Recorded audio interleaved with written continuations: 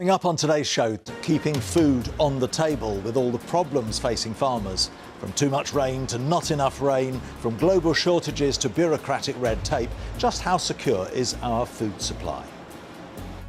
We have exposed ourselves to a huge deluge of imports, which is destroying home production. People understand how important food is to actually security? No. Now, we've all been enjoying the recent run of dry weather, right? Unless you're a gardener, of course, or more crucially, a farmer. The Environment Agency was warning this week that we could be facing a summer of drought. As our Berkshire reporter Patrick O'Hagan has been finding out, when it comes to making sure the country can feed itself without empty shelves in the shops, the English weather is just one of the issues we have to deal with. You've got to remind yourself that you're very lucky to have the sun on your back, but equally I've been praying for rain for the last 6 weeks, really. We wanted some rain to get the crops going out of the ground, and it just hasn't turned up. George Brown grows porridge oats, spring barley and white clover on his farm near Newbury. He loves the warm weather as much as anyone, but only up to a point. This March was the driest since the spring of 1961, and there's no sign yet of the rains George says his fields need to get everything moving. I planted all my crops, they were in the ground by the 17th of March. I had some which has been literally laying in rows, not germinated at all until the last 10 days, fortnight ago. We had a very small amount of rain. There's a certain amount of the farm which actually germinated and then died. Dealing with Mother Nature is nothing new for farmers. The only way to get around it is to take the weather out of the equation. Here at Innovation Agritech's vertical farming facility near Bracknell, they're growing basil, coriander and salad leaves indoors on vertical panels, where every day is a perfect summer's day.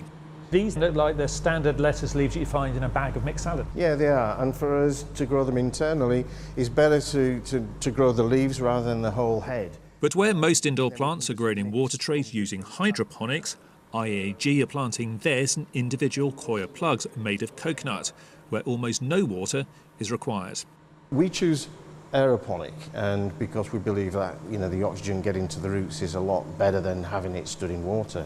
It uses 95% less than standard agriculture, and is actually 30 to 35% less than hydroponic process.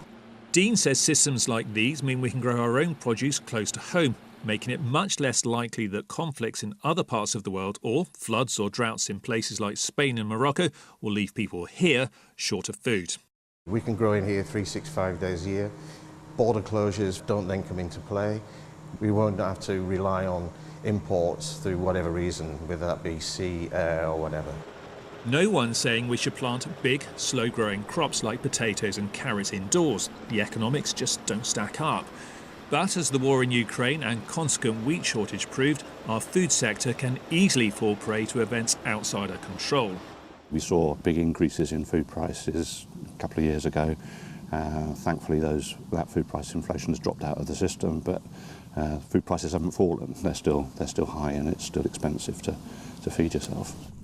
Our national security and food security are deeply entwined. And Richard says while we are doing well in some respects, we need to up our game when it comes to fruit and veg. We're about 75% self-sufficient in things that we can produce domestically. In fruit, I think probably around about 15% self-sufficient. Clearly, we've got some way to go on the fruit front, but would we be better off growing everything we need?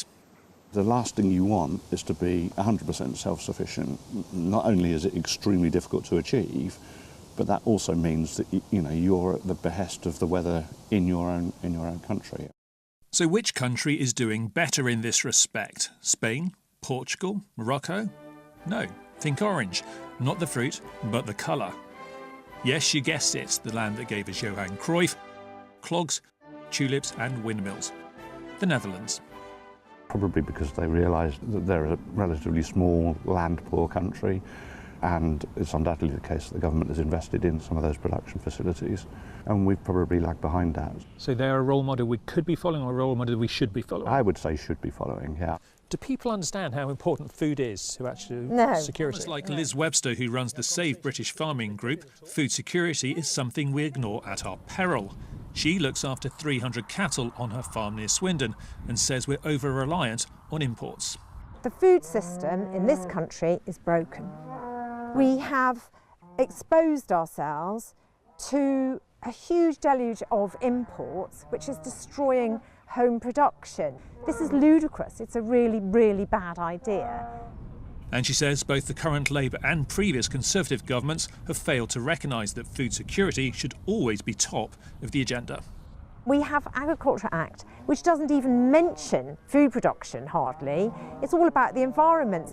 And me as a sort of post-war baby, food as a public good is something that I grew up thinking, oh, it's all right, we've got, food as a public good, the government have to ensure that food. That's not the case anymore. So it seems we should be doing much more to protect our farming sector. Uncertainty over the weather and rising political tensions around the world mean the need to secure our own food supplies grows ever stronger. Jessica, we're thinking about our food more, apart from the trade deal and the threat or the promise of American beef coming in. Do you think we should be looking for self-sufficiency, though, or is that a bit of a worry? Well, I think people are more interested in where their food comes from, and that's a really positive change. According to DEFRA, we have a very good mix of locally grown and sustainable food supply chains and trade with countries that is secure for the long term. So I think if we always need to have that balance. You heard from one of the speakers on the video there that actually we don't want 100% self-sufficiency because it actually makes us a bit more vulnerable. So we always have to be making sure that we've got that balance right.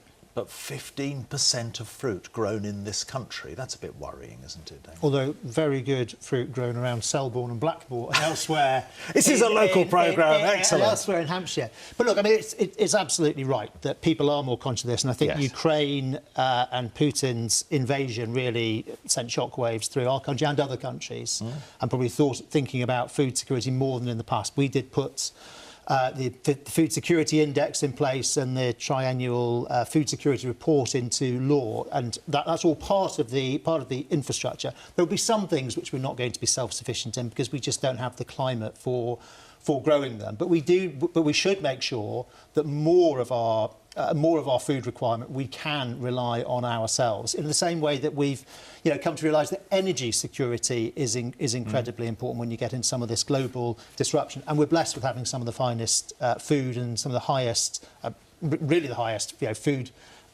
production standards in the world. I think part of the problem is that we don't have a strategy.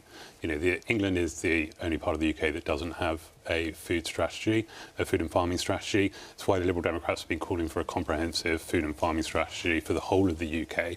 And the Conservative Party, to their credit, actually commissioned a fantastic report by Henry Dimbleby. The problem is they then put it in a drawer and never acted on it. So we've already got a blueprint here. Perhaps for because what a it's strategy too looks difficult. like. But I'm going to push back on that because we have introduced a 25-year farming plan which is welcomed by the NFU. So we are looking at that long-term... I wonder if they still welcomed it the day after you cut SFI with no notice. I mean, that's the problem. Sorry, cut what? The Sustainable Farming Initiative payments.